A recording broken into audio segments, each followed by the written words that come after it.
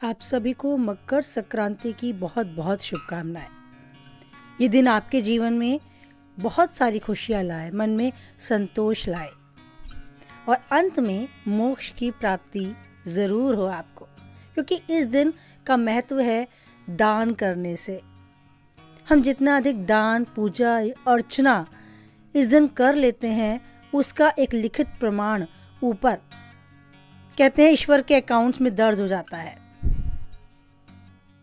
तो आइए जानें मकर संक्रांति के दिन की महत्ता को।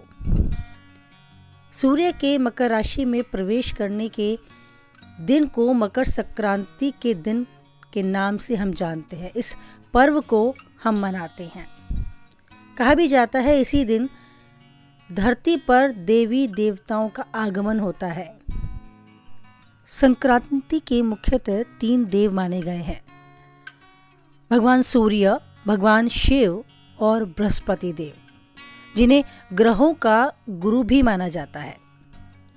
इस दिन का अपना एक धार्मिक, सामाजिक और वैज्ञानिक दृष्टिकोण भी है। यूँ तो किसी भी दिन दान, पुण्य, अर्चना, उपासना, गंगा स्नान कर लिया जाए, परंतु यदि मकर संक्रांति के दिन मन को एकाग्रचित करके इन धर्म कर्मों में लगाया जाए तो इसका पुण्य कई गुना मिलता है।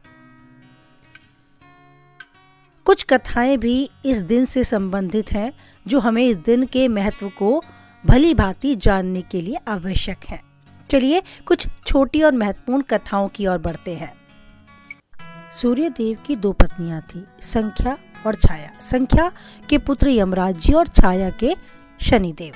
एक दिन सूर्य देव ने देखा कि छाया उनके पुत्र यमराज के साथ भेदभाव भरा व्यवहार कर रही है, जिससे रुष्ट होकर उन्होंने छाया और साथ में उनके पुत्र शनिदेव को अपने जीवन से निरस्त कर दिया, जिससे उनके पुत्र शनिदेव बड़े रुष्ट हुए। उन्होंने अपने पिता को ही कुष्ठ रोगी हो जाने का शाप दे दिया।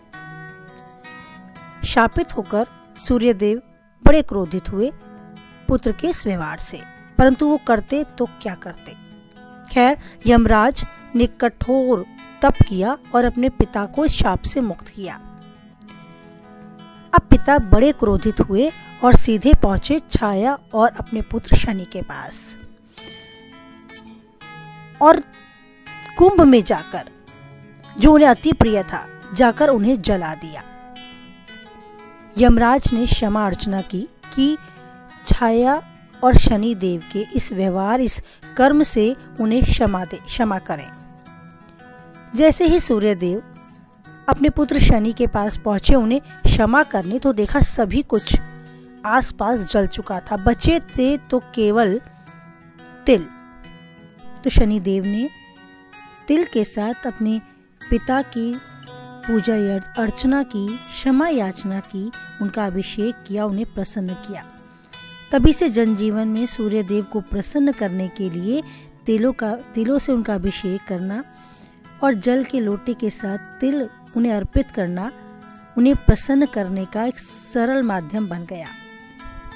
तो आप भी उन्हें प्रसन्न करने के लिए सुलभ कार्य जरूर करें। आगे की एक कथा और। भीष्म पिता ने भी इसी दिन अपने प्राण त्यागने का दिन ईश्वर से मांगा। उन्हें वरदान था कि वो अपनी मृत्यु के लिए कोई भी दिन निश्चित कर सकते थे। वे बाणों की शैया पर नित्य इसी दिन का इंतजार करते रहे और अंत में इस दिन के आने पर उन्हें मोक्ष की प्राप्ति हुई। भगीरथ जी ने भी अपने पितरों के तर्पण के लिए ये दिन मांगा और पूर्वजनों के तर्पण करने के बाद गंगा जी में स्नान करा, अपने पितरों का तर्पण किया। गंगा माँ भागीरथ जी के पीछे पीछे चल दी और जाकर सागर में मिल गई। तो इस दिन गंगा जी का सागर में समन्वय भी इसी दिन माना जाता है। वैसे तो इस दिन उड़द की दाल और चावल की सम्मिलित एक मिश्रित खिचड़ी बनाई जाती है। इसे एक विशेष व्यंजन इसी दिन के लिए चुना गया है। इसके पीछे भी एक छोटी सी कथा है। कहा जाता है कि ईश्वर जी के एक अवतार गोरखनाथ जी, जिन्होंने देखा कि खिलजी से युद्ध करने पर नाथ योगी बहुत परेशान है, उन्हें समय ही नहीं मिल पा रहा कि वो भोजन कर लें या भोजन करने से पहले उसका निर्माण तक कर लें। तो गोरखनाथ जी ने चावल, दाल और सब्जियों से मिश्रित एक ऐसा व्यंजन तैयार किया जो स्वादिष्ट तो था ही, लेकिन ऊर्जावान था। उसे खाते ही उन नाथ योगियों को ऊर्जा प्रदान हुई। तो ये चलन में भी आ गया और एक ऐसा व्यंजन बन गया जिसने अपनी खिचड़ी के नाम से प्रसिद्धि प्राप्त की। जी हाँ, एक बात और विशेष रूप से चावल और दाल के बारे में कही जा सकती है। वैसे तो इस दिन तक आते आते चावल पूर्ण रूप से तैयार हो चुके होते हैं, तो नया चावल सूर्य देव को अर्पित किया जाता है, क्योंकि हमें अन्न उन्हीं से प्राप्त होता है, उन्हीं के तप से अन्न पकता है। तो उनको नए चावलों का अभिषेक किया जाता है, उनको वही अर्पण किए जाते हैं। साथ में उड़द की दाल, इसका विशेष महत्व शनि देव से संबंधित है। तो शनि देव को प्रसन्न करने के लिए उड़द की दाल चावलों के साथ मिश्रित कर खिचड़ी का निर्माण किया जाता है।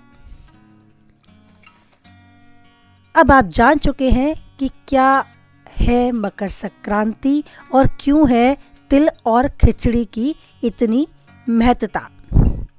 आप भी तिल से भोग लगाएं, तिल का सेवन करें और खिचड़ी के स्वाद को आज के दिन बहुत ज़्यादा बढ़ा दें। दान पुण्य करें और याद करें मकर संक्रांति के दिन की इस कहानी को, इस महत्ता को। पसंद आई तो सब तक शेयर करें, और पहली बार आपने सुनी, आगे सुनना चाहते हैं इसी तरह की कथाएं, इसी तरह की विशेषताएं, तो इस चैनल को सब्सक्राइब करें। इतना समय देने के लिए आप सभी को धन्यवाद। एक बार फिर मकर संक्रांति की बहुत बहुत शुभकामनाएं आप सभी को।